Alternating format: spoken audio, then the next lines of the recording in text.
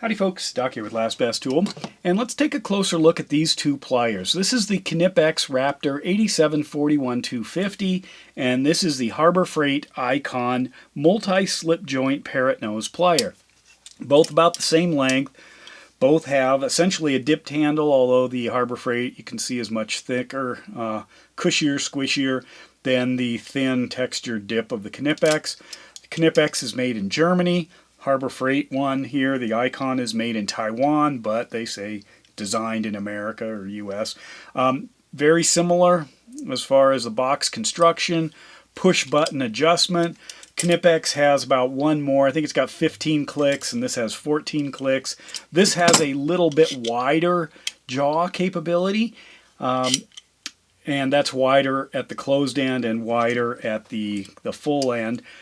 The finish work by far is better on the Knipex.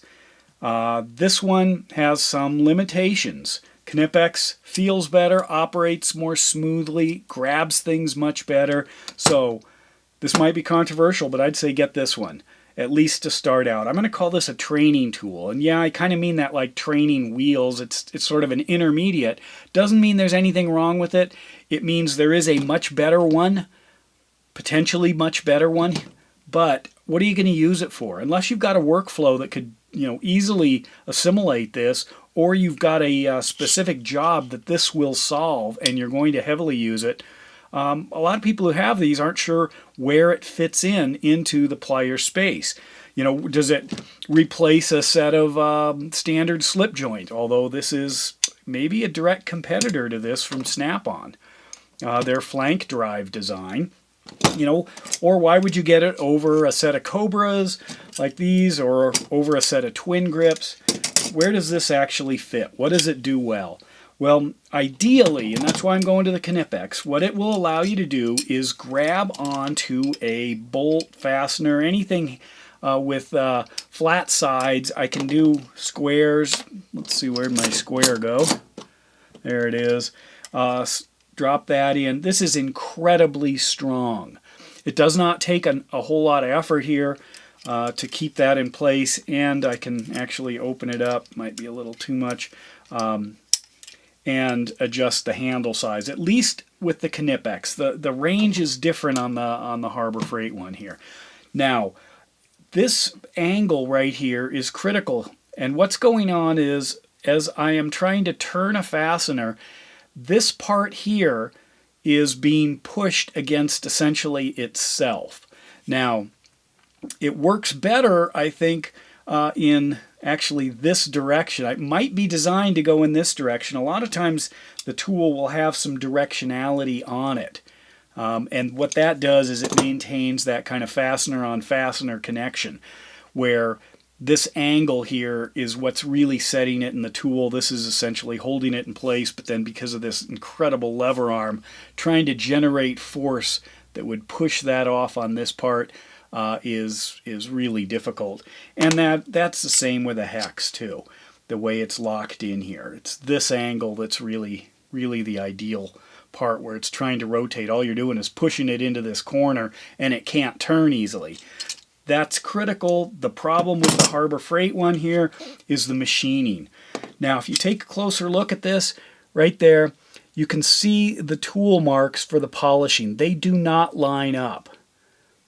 Try to get that in the light there. You see that? This was finished differently than this side. So they basically probably produced a whole bunch of, handle A's and handle B's and threw them in a big pot, and then the assembler grabbed one of each and put them together.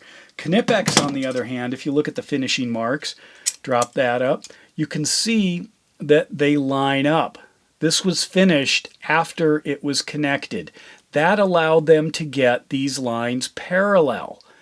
Right here, they might look like they're crooked, but they're parallel crooked, as maybe compared to the angle of this part of the plier. Whereas Harbor Freight, no. That's where they cut a corner. This is angled down just a little bit, and it is not flat when you compare it to the top. So what happens is, if I put a fastener in here, if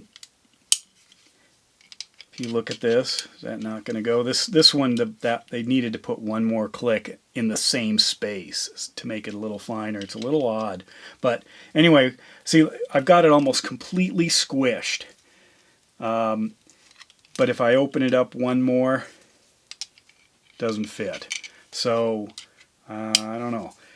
Anyway, it's almost completely squished here. In fact, sometimes I am almost at the full squish. But what happens is this is not grabbing it evenly.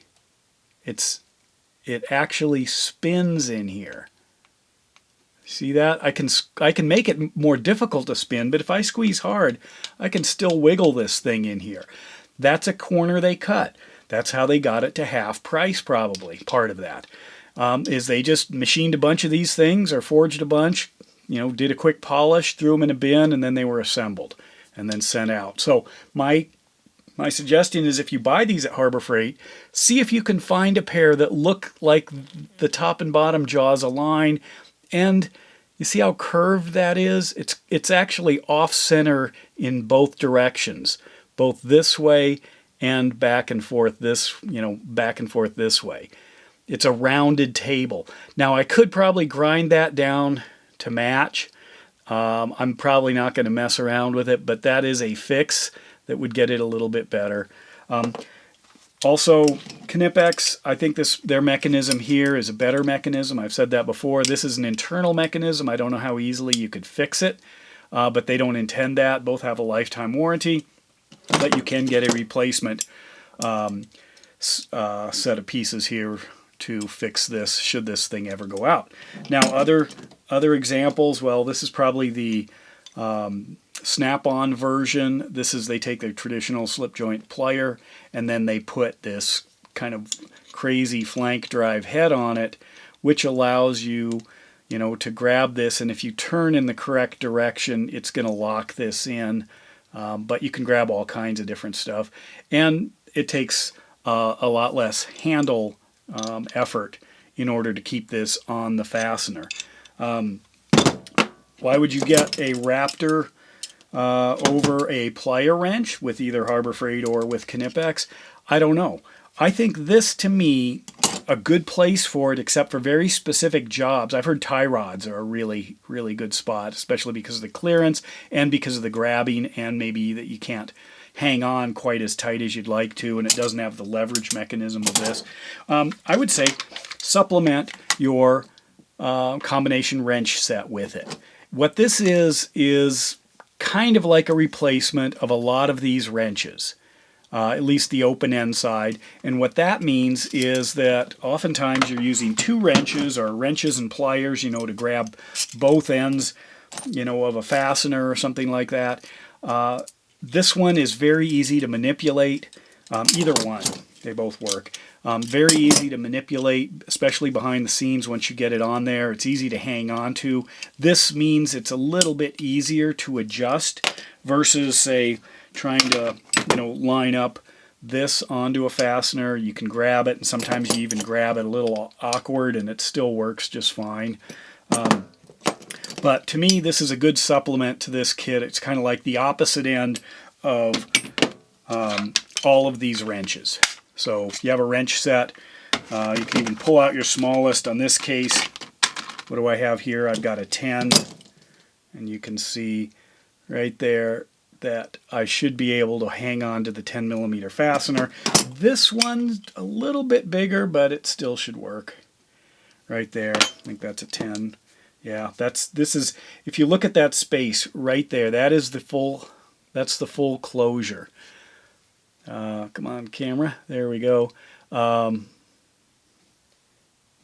on, wake up.